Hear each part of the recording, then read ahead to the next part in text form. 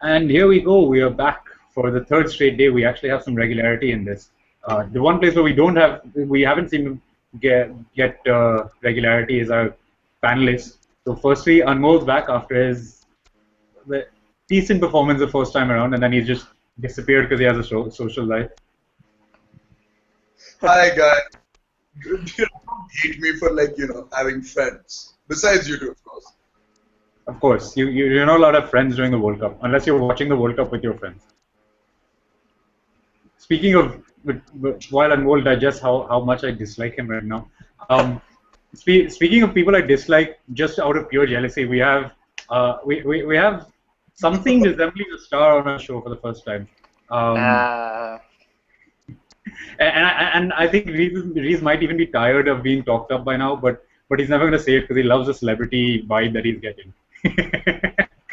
Yes, I don't like it. I don't like it. Yeah. Oh my God! Yeah. Reese, say hi to everybody.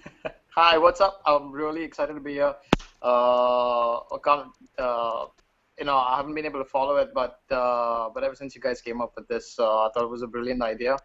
I'm so excited to be a part of this on my debut hangout session with you guys. Reese, how long have you been in the US for now? 3 weeks. Why do you have an accent? I don't have an accent. Okay, so you wanted to be very Bandra-esque?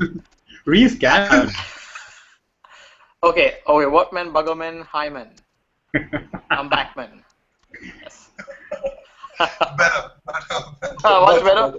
Excellent. Go on. Right. Anyway, moving on to the football. So, firstly, just a little quick wrap up from what remains the biggest talking point of the tournament over the last day and a half or so. Reese, since you say you haven't been following the World Cup so much, why don't you just tell us your most bullshit opinion you can about Luis Suarez? Oh man, I think after the Ivanovic bite, I think a lot of people are quite upset with that, and he did really well to kind of dispel most of that for last season when he produced one of the best displays I've seen from a centre forward in a long time. But then he goes and he does this, after a brilliant campaign with Liverpool. I don't know what to kind of make of it. I wouldn't stray beyond giving him more than a 1-year ban, but this is kind of unacceptable. It's very entertaining, but it's. I mean, what do you say? He gives us a new angle into retaliation, football retaliation these days. There used to be elbows and whatnot, but now you can bite. And reality bites. No, you can't. No, you can't. That's the point of this. I know, but you set examples. When you set examples to kids when you watched, on a stage like the World Cup. A lot of people look up to players like Neymar and Messi and Ronaldo. And it depends on how you're provoked, and it sets a bad example. So that's quite bad. It's quite bad what he's done. Yeah, well, sorry. I'm going to pose this as a question. I mean, I think more or less most people are expecting, like it's almost being taken as a given that Suarez's World Cup is pretty much done if things play out as we expect. But what about the repercussions going forward? I just going beyond the technicality of whether they can actually ban him as a club player, but just in general, whether they do or not. What do you think this means for Suarez, for Liverpool, for at the risk of sounding like overly want to be eloquent, like for football? What does this mean? Well, first thing, coming back to what Reece just said, Suarez in an interview before he did the biting, give a sound bite about how he wanted to be a role model. I knew you would fall for that. I knew you would fall for that. You, my friend. You're a star. No, but about how he wanted to be a role model for like young footballers and kids everywhere. So Reece might have a point, and But moving on from that, FIFA does have the authority to supersede decisions given by certain leagues and to enforce bans on footballers that apply, uniformly and universally. But on principle, they tend to not do that because it gives the FIFA body a lot more power than one would like them to have. Think about it, a president or a board from a select few countries passing bans on key players in other leagues, influencing their sales, their TV rates, so on and so forth. A lot of people would be very pissed off in those leagues, so they, on principle ground, they wouldn't usually interfere. But the thing I've been waiting for is to see how Liverpool as a club reacts before I find out how the FA reacts. Rodgers has had a very hard-ass approach towards Suarez. They didn't take any nonsense during the transfer window. They didn't take any nonsense after that. When he started behaving himself and Gerrard was injured, they gave him the captain's armband, and then this happens. So how disappointed is Liverpool? To help himself, what exactly is John Henry smoking right now? You know, essentially we've come to the point where before what the FA has to say, I want to see what kind of discipline Liverpool decides to push on him. As far as the FA is concerned, sadly, I don't think they have a legal case to put a ban for longer than 10 games. Because they've already set a precedent by banning him in the league within an incident happening within the league for 10 games. Unless they can find due cause for repetition again, which you honestly cannot. They can force him to go in for psychological counselling as opposed to not go for counselling, like he chose to do last time. And because of the precedent, I'm guessing his lawyers will push for a 10-match ban. But if that happens, I'm fairly certain internationally, he's not playing the next Copa Americana and he's not featuring for Uruguay for an easy 12 to 24 months. I mean, if the 2 years is 2 years international ban that is being mooted comes into play, then it will be he'd essentially come back right in time for the next World Cup qualification campaign. So in 2016.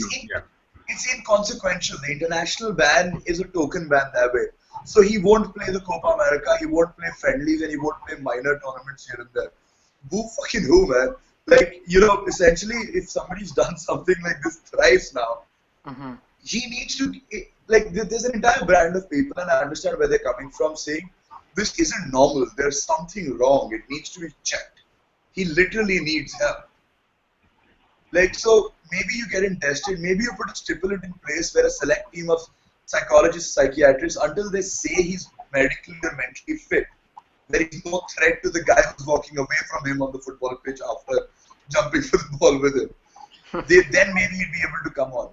And if he's not banned properly, I wouldn't be surprised if the Italian team or Chiellini would go in for a criminal charge against him, because technically it is also a criminal charge. So let's see, a lot of drama. What's up? Okay, I mean, I should have realized that Anmol would really want to get his teeth into any sort of topic and start talking. Moving on. Moving on. So, I mean, just to summarize, we think Suarez will get a lengthy ban. We're not sure what that means for his club, for his own club footballing career, and how Liverpool will react. But and I think Anmol has very strongly said that that one thing that should probably happen is that Suarez gets some sort of some sort of psychological evaluation, going forward. Speaking of something Rees said earlier about Suarez compared to the other big players at this tournament, we've finally seen Lionel Messi, perform for Argentina, and it's almost like that Adidas campaign that came out 4 or 5 years ago, where it was so and so plus 10, so and so plus 10, and Argentina pretty much this time are genuinely Messi plus 10. I don't know if you guys caught the Argentina-Nigeria game, which, by the way, what a game! But but it's just that they're so dependent on Messi. It's everyone was going on about they have a great attack lineup. It's not just Messi, but it seems to be like 95, 98% Messi. Anmol and Rees, both of you guys had your biting puns. You better not make a Messi pun now. Don't worry. I need 2 minutes to think of what I'm Oh my god. No more argy bargy now. Strictly football. Anyway, so whichever one of you wants to jump in and start talking about Argentina, Nigeria, and Messi in Argentina. Oh, Anmol's actually raising his hand. Rees, I think. Go for I it. think Anmol actually put his hand up. So yes. Go for it. No, okay, keeping it actually quite short. Higuain's played horribly. Aguero got injured early. We saw Di Maria playing properly for a change. Team Barcelona showed up, so essentially Argentina so far has been, Mascherano doing a decent job in the back, Messi killing it up front. Romero, for the first time in this tournament, saw a goalkeeper who was making him look bad across the pitch. Nigeria has a guy called Musa that nobody knew of that everybody will want to sign. This is a rundown of the game that happened today. You literally don't need to know anything more. Please, we've Yeah. temporarily lost Anmol there, so if you can jump in. Yeah. Yeah, like you were saying, I think no one probably heard of Musa before today, but he said a lot of clubs are going to be, interested now, very interested in him.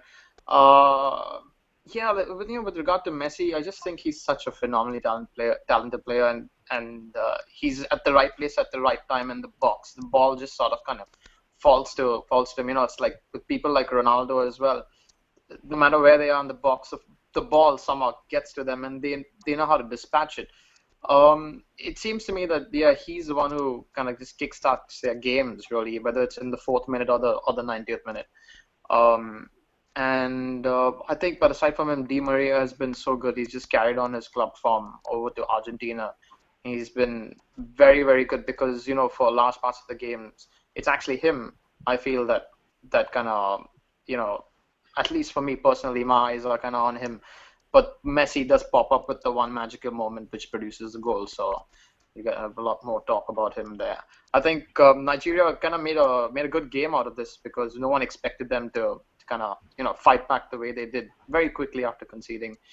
But phenomenal game, really really exciting. I got the second half of it, but it was really good. I wish they kind of got the equalizer. They were so close to getting one, but players like Zabaleta has also performed so well over the last few years with Man City. Outstanding right back, class player, really good player. So great game in the end, very entertaining, and kind of chuff for both of them for making it through. Okay, Anmol, I don't know what happened the last time, but you can go back to what you were saying about Messi and Higuain and the rest of the Argentina team and the way they played. Alright, well, not if you can hear me. Well, yes. Excellent. So, yeah, what I was saying was, for all things considered, we talked about Argentina's brilliant attack. Di Maria was injured in the last two games, but today he finally showed us the form he's been having for the last season. And Higuain was horrible all three games. Aguero left the pitch early, and they have to start with Lavezzi next time. They need an actual, honest-to-God winger there. But that being said, the main men were Messi and Mascherano. And Argentina did concede goals, but they were both goals of absolute brilliance from Musa. And at the end of the day, I guess we just have to see how Argentina strategizes ahead. Because despite the fact that they won all their games, they didn't play as well as they could have, and the round of 16 is not going to be that easy.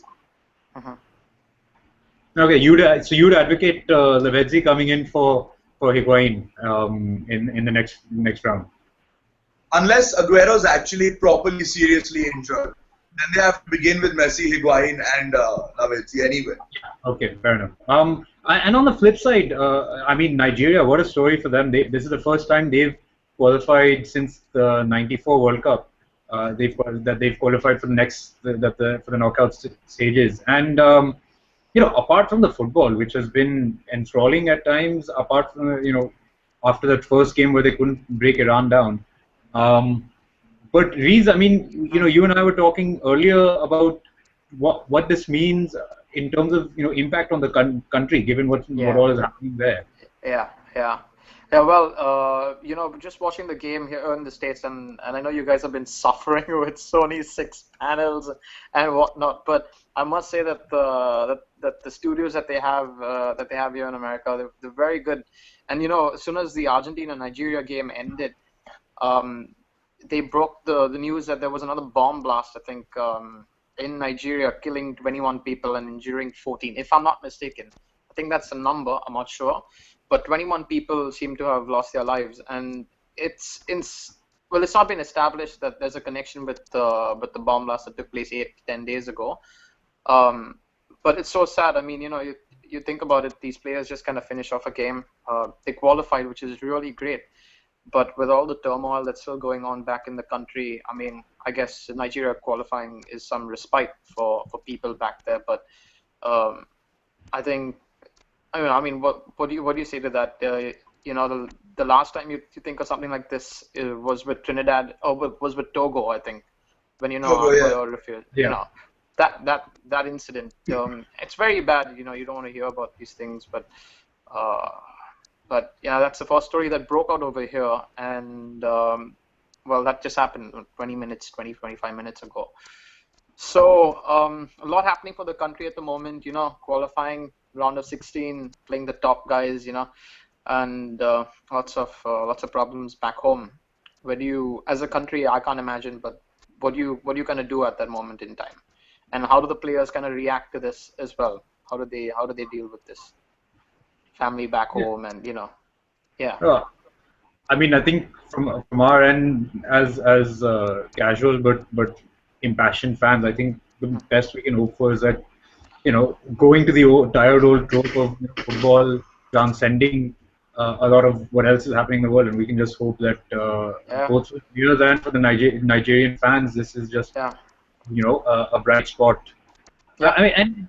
I mean, we were talking about this, and more. There's more than one story, obviously, with Iran and Iran's Iran's own economic crisis and economic crisis even in the football team. I mean, what we've heard is that they've been told not to swap their shirts with their opposing with their opponents just because they can't afford the replacements. So they have to keep their shirts on. It's just I mean, Iran went into this game with a chance of qualifying, and that again would have been a pretty an awesome story for them to make it into the next round. But just the world of football outside the football itself, Anmol. You and I have spoken about this a lot. But just Iran and Nigeria both. What would you have to say? Well, coming back from Iran, strictly footballing perspective, like whenever you read about Iran, it's never about the sport. It's not even about the culture anymore. It's always about the politics, the oil, the religion, the Shia-Sunni conflict, and so on and so forth. As a nation, it's gained a lot of infamy post 1952.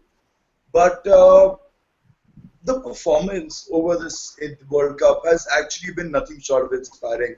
And like with Ivory Coast, we've seen football having the capacity to change political conflict, domestic strife within a nation when a country comes together to support a particular, let's say, team, or in Ivory Coast context, a team and an icon like Didier Drogba. And Iran could have done with that kind of boost, but so could have Nigeria. It's unfortunate that there's no direct stimulant that will allow both of that to happen. And as callous as this may sound, but I think Nigeria, the boost would be more effective than it would have been in Iran right now, considering how the biggest oil manufacturing rig in Iran has now been taken up by the ISIL organization, and this warfare happening, and 1/3 of the domestic production has been hijacked. Economic nonsense mostly, but you have to take into consideration the fact that these countries are in real trouble. And whether it sounds irrelevant or not, it is. Can you just say, the last thing I heard you say properly was, as callous as this may sound, which I think is a bad place to start again, but can you just say what you were saying about Nigeria again? No, about Iran. As callous as this may sound, any distraction at this point of time is a good distraction, even if it's a distraction for a dozen odd people in one city. It's sad, but the Iranians, the football fans, can take confidence from their performance against Argentina, which is being touted as one of the front runners for the competition. A 91st minute Messi goal is the reason you lose. That is just a loss on paper from where I stand and from where I see the Iranians looking at things. But coming back to the football side of it, what a game by Nigeria today. And to be completely honest, the way Iran deserved 1 point against Argentina, Nigeria deserved 1 point against Argentina. From a football perspective, what the hell is Argentina doing? How is everybody giving them such tight competition? Through, Yeah. Musa, for example, the way for Iran, Deaga, I can't pronounce his name, I can't remember right now, was a key player. I believe he's a Fulham player, right? Yep. So, yeah. So, the way Musa played today, like, I hadn't heard of Musa before. I'm guessing most casual viewers of people who watch just a league or two and not too much international football or the African Cup of Nations wouldn't know of him either.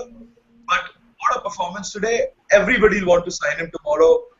And if that man can, go on perform well next, turn up to become the next Didier Drogba, it would be the best thing to happen to football in Africa and Nigeria in general. Next, I mean, we've gone from next Samuel Eto'o to next Didier Drogba, haven't we?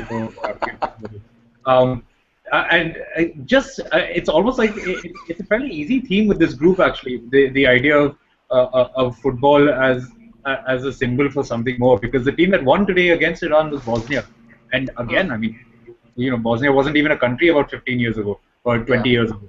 So, I think a lot of people expected more from them in this tournament just on the footballing side. But again, a good performance from them. They get to at least go out on a high. I think, Anmol, you were able to catch some of that game as well as the Argentina game, right? Yes, I was. But you know what, Adi, I think you should do a bit of the speaking now before people actually stop listening to me drone. Whoa. Anmol is like actually giving up the mic. Oh my God. That is new. Yeah, well, okay. I mean, I watched Bosnia-Iran almost exclusively because I really wanted to see Bosnia play one last time, and they have one of my favorite players in Miralem Pjanic. And it's the sort of, I mean, I was almost slightly frustrated, and I think some Bosnian fans might agree, because they finally went to having a second striker up top so that Dzeko had some help. And immediately it made a difference. They had, they had the cutting edge today that they haven't had in the World Cup up until now. So, a lot of times what I was seeing in the first two games was that, Dzeko would get the ball and there's no one within 10, 15, 20 yards of him, or Pjanic would go forward and it's only Dzeko up front. There's nobody. He has, for all their nice little passing and the runs that they create for each other, it ends up being. They end up hitting a wall because the defense has enough time to get back. Because that space is there, that big gap is there between the attack and the midfield. Today it changed, and Bosnia finally profited from it. But yeah, and also Iran finally got its first goal. So I think everyone was wondering how that would happen, because while Carlos Queiroz has made a very good defensive team, keeping out Argentina for 90 minutes, almost the entire game, that was an achievement. They never really were looked upon as a side that would score, 2 or 3 goals, even though they had their chances. And it was good to see them score today. But yeah, so I think we're wrapping up that Argentina finished first in that group, Nigeria finished second. Going forward, we have the 2 games tonight to determine who plays whom in terms of Argentina and Nigeria. Firstly, France-Ecuador. I think a lot of people are looking forward to this game because you've got 2 very exciting sides. France having scored 8 goals in the tournament so far. I think only through the first 2 games, I think only only the Netherlands have matched that. So, Reese, what do you think about France in general and against Ecuador today? Well, they had a little bit of, they played against 10 men for that second half against Honduras, I think, and I don't think the Honduras provided that much of a competition to them. And who did they play in the second game? I did see the game, but I kind of forgot. They won 3-0. They won 3-0, didn't they? I think. So 3-0 was the first game against Honduras, and 5-2 was the game against. 5-2. Yeah. Well, Giroud seems to be doing so well as well for France. I think they don't have the kind of competition in that group. I think they're very much like Belgium in the last group, you expect them to top because they don't have well, I would say they're not really pushed all the way. I think we'll really see them. You see how they can perform, but I don't think they have it in them to kind of go all the way this time. They've got a lot of talent there, but I think even though it is a young squad somewhere in the mix, I would like to see them do well, but I think they'll top this group easy, but they'll struggle in the round of 16. Yeah. Fair enough. And Anmol, I mean, looking at the game ahead today, the France versus Ecuador. I mean, Ecuador pretty much need the win to qualify. So how do you see that shaping up? Well, I see quite a few interesting battles happening. The first will be the continuing run for who wins the Golden Boot, and if Ecuador do need the win to qualify, they'll need more talented Valencia to step up today and keep scoring the way he has been scoring. Yeah. And similarly, and Edgar Valencia, I believe his name is. Eno Valencia. Better Valencia will need to score well today. And similarly, Karim Benzema has been on fire the other side around. Yep, Giroud's doing pretty well too. France, despite the loss of Franck Ribéry and putting out of Kyle Clichy and Samir Nasri, have been dominating the competition, which is surprising considering how outrageously difficult it was for them to speak past Ukraine to get into the competition. In the in the pre-tournament friendlies, I believe they beat Jamaica 8-0. So surprisingly enough, France is a team that has now, over the last month, consistently been getting high-scoring games, and that hasn't happened in a decade. And while this group is easy, this tournament has been the tournament of underdogs, and we've seen right from, let's say, Iran, Nigeria, as we were discussing earlier, to other smaller teams giving top teams a significant challenge in their run for who would have thought Germany wouldn't have qualified by now, because Ghana had a very exciting 2-2 draw. So anything could happen in the last game, but France has done very well for themselves. They have to the standard formation. Deschamps has got his tactics right on. Both his strikers are firing. His midfield is solid. Valbuena, Matuidi, and Johan Cabaye are obviously doing very well, replicating their form. France may surprise everyone by progressing further up this competition. Reese, are you really that busy? Oh no, I'm not. I'm not that busy, but there's a call in the background. 1 second. I'm gonna go on mute for a second. Wow. I mean, I knew it was hard to get hold of him. I didn't know it was this hard to get a hold of him. No. Well, like he said, the strike force has been quite good. You know, when I saw them playing Switzerland, Giroud and Benzema, they've got great attributes for strikers. They're big, very tall. They're quick, and although I put Benzema as a slightly better striker than Giroud when it comes to an eye for goal, they seem to be getting along so well over there and look to be very threatening, just like the Netherlands do. Although the Netherlands play more for a counter-attacking game. It's been really refreshing to see France play like this. Like Anmol said, they were struggling against Ukraine, but to play the way that they have done in the group stages, very free-flowing, very confident. They've been the most confident team. I wouldn't say the Netherlands look particularly confident in their final game, but France look a very confident outfit. They seem to have just left all their baggage back home, but they're doing really well. And as for Ecuador, hope Eno Valencia can keep this up, and if they can just keep him fit. Eno Valencia, yes, Eno Valencia. It is Eno Valencia, right? Which Valencia? Yeah. No, I mean, from what both of you have said about France, I mean, apart from the irony of France being good in attack, which I think a lot of history students would find hilarious. Um, I mean, it's almost like they actually have a problem. I mean, they've got four really good attacking players and only three spots. You know, you've got Valbuena, Griezmann, Benzema, and Giroud. And I mean, when Giroud plays and Benzema plays on the left, and that is a different dimension to the French team. When Griezmann plays, he's half the time he's the best player on the pitch. He's fantastic. He's a fantastic find for France. Valbuena again adds something different. You know, he's excellent at setting up goals. You know, in and around the box. And then you know Benzema's class is known, even though he struggled at Real Madrid this season. Uh, Moving on to Ecuador, since you guys seem to have decided who the better Valencia is, Antonio Valencia is captain of that side, and I think it's. I mean, you know, qualification is on the line. You want your senior and leadership players to step up in a game like this. And with that in mind, I think I mean you guys are both saying that you know Enner Valencia has to set up, but I'd say Antonio is probably a bit more important today in terms of helping Ecuador into the next round. Anmol, take it away.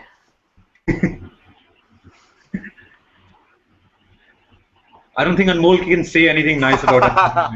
He's really struggling.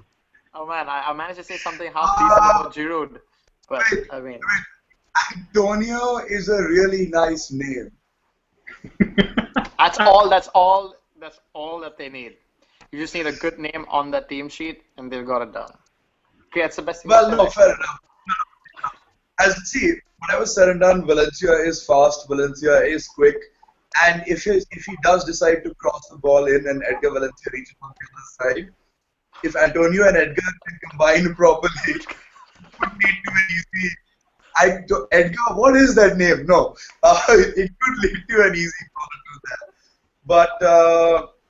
The problem is the fact that Antonio Valencia, not problem, sorry, like I come to the problem later. Antonio Valencia has just been given a 3-year contract, I believe. Louis van Gaal is going to be keeping a careful eye on every Manchester United player out there. And he's not exactly done much to prove himself right now in this tournament. And this would be possibly the last opportunity for him to step up and be like, you know, boss, maybe don't buy that 50 million winger you're looking at.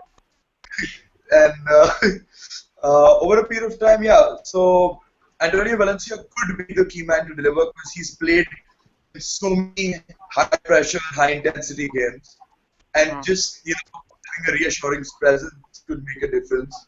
And with that, all I can say is I've run out of nice things to say. Can we discuss something else now? I mean, even Reese can say something good about Giroud, and you can't say anything good about Antonio. He said Giroud's done well. Alright, I talked for like 3 minutes. Now move on, boys. You talked for 3 minutes anyway. Listen, Giroud's hair. I'll tell you, it's raining outside. You'll start talking for 3 minutes about the density of water falling or something random like that. It's a lot more interesting to watch the rain than to watch Antonio Valencia play. Okay. Fair enough. I'll give you credit. I'll give you credit. Give me that. Coming back to the football. I mean, final predictions for that: France versus Ecuador. I'm gonna go for probably 1-1 draw. What? Anmol is livid. Anmol is outraged. And you know who's gonna score for Ecuador?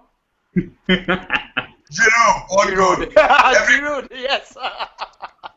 Everybody wins. He's gonna score an own goal. Anmol, what about you? I think Valencia is going to score for sure, and I'm going to leave you with that. But I think France will win by a margin of 2 goals. Whether it's 4-2 or 3-1 or 2-0, that remains. 2-1. I'm calling a 3-1 for sure. You can't say Valencia is going to score and then say 2-0. No, I changed. I corrected myself. Give a man a chance to fix it. No, but 3-1, yeah, 3-1 or 4-2, it's going to be a high-scoring game because both these teams have been in excellent form as teams. But I expect France to walk all over the place with Ecuador. Fair enough. Yeah, I would like to see Ecuador qualify, but I think I'm going to have to go with like a 4-2 win to France. I think that's, for me, seems the likely score. So we've got Reese saying 1-1 draw, Anmol saying any 2-goal margin. I mean, I don't know if he's going to put money on 8-6 because that's also a 2-goal margin. I'm calling 4-2. Moving on to the other game, Switzerland and Honduras. Honduras is an outside shot to qualify. If they win and Ecuador lose their game to France, then you'd have three teams tied on 3 points and it would come down to goal difference. Switzerland will know that more or less with a win they're through, unless again Ecuador beat France, which neither of us is expecting. So that's the scenario there. As we go into this game with Switzerland slight favorites because they're tied with Ecuador and they're playing the weaker team. But you know, Switzerland themselves haven't been that strong. I mean, Anmol, I know you were expecting a bit more from the Swiss when we were previewing the World Cup, and they haven't really. I mean, they did get a win against Ecuador, but they haven't really played as well as some people expected. Well, it comes down to a few things. Well, the first is, let alone getting into the qualification stage, Honduras has an outside chance of getting to speak in the UN. Alright, I don't think they're going to qualify at all in this tournament at all. There's virtually no chance of them being able to do this. But that being said, Switzerland Hitzfeld has got something wrong. He's relying very heavily on a defensive setup and hoping that the likes of Shaqiri and what's the other guy on the wings? I can't remember his name. Shakira. Really? My bad. Move on quickly. But he's relying on them to take the ball. No, stop laughing at it. I said move on quickly. He's just laughing at his own joke. Please stop getting calls in the middle of the hangout. Anmol, I think the names you're looking for, are Inler and yes. Yeah, Inler, Shaqiri. Sorry. Yeah, Inler was the name I couldn't remember. But yeah, so Inler and Shaqiri have both, like, Shaqiri hasn't played for Bayern virtually all season, but we know how talented he is. Inler's done a fantastic job with Napoli, barring the minor period where he was injured. But the problem I see is, for some reason, Hetzfeld is content with letting, well, surprisingly enough, the two former Gunners, Sendros and Juru, sit in the back and, like, soak in the pressure, where we all know they're not very good with the whole soaking in the pressure bit. And they're hoping to launch a quick counter-attack given how fast their wingers and forwards are. So while on paper it makes sense as a strategy, I don't see it working out in the long haul. But against Honduras, it might be super effective. So I'm going for Switzerland to get this win. I'm going for a slim margin because they're playing so much like a defensive team right now. But that's predominantly it. Fair enough. Please, have you been able to see Honduras play? Because I mean, a lot of just, I think,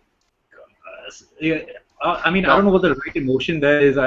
Whether it's disappointment or whether it's anger over the way they, especially against France, where they essentially just came out to kick anything but the football. And if they managed to make contact with the football, then all the more better for them, all the better for them. But I mean, you know, and do you see that troubling Switzerland today? The fact that Honduras are going to play a very physical game.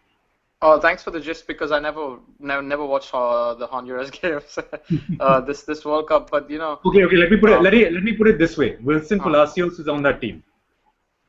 Oh, Palacios. Oh my God. Okay, there we go. All right. Yeah, it's going to be a very physical game. If the Swiss can withstand that pressure, I think they'll get the goal. I think they were very fortunate to get the win against Ecuador. Or rather, Ecuador kind of just threw it away against Switzerland in the opening game. And you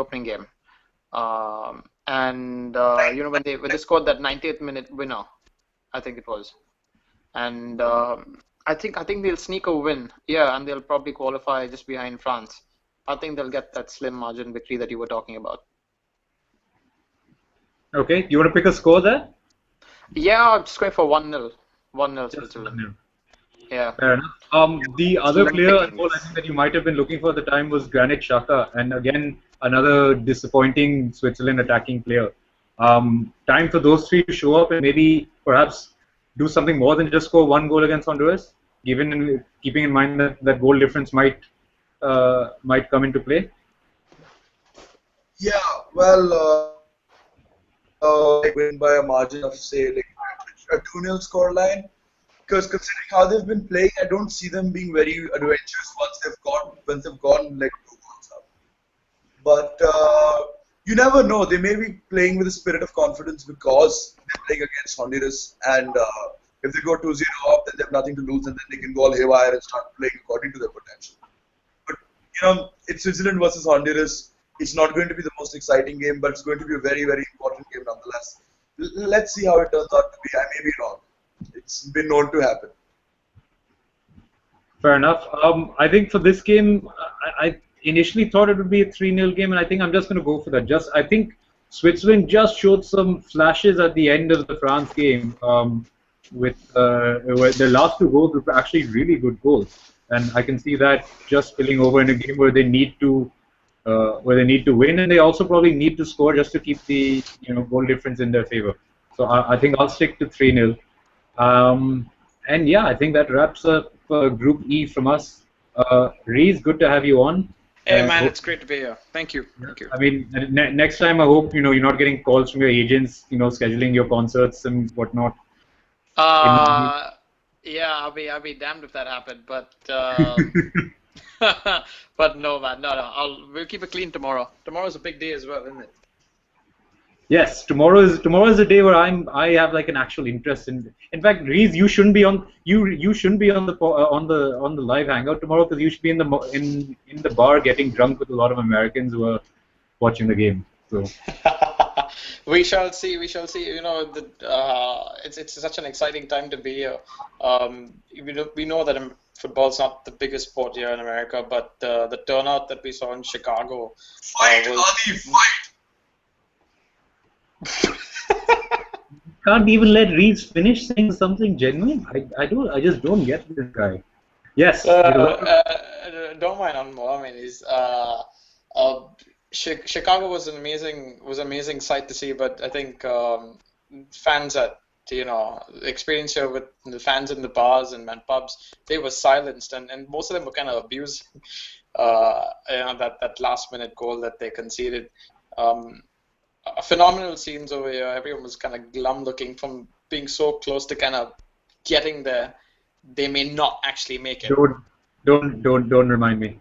Yeah. And cool. Well, enjoy that. Thanks, man. Good to have you back. And I hope your social life dies down a little bit so that you can actually pay attention to football. Well, I have to go out for tomorrow's game, but I'm going to try to hang out. But that being said, Reese, sorry, I'm really sorry. Yeah. I've been pocket dialing for the last 20 minutes. That Sorry? might explain the phone call. We can't see that all and all. Yeah. No. I was making a bad joke. Just move. Oh, it's a good thing we didn't hear it. Great. Okay.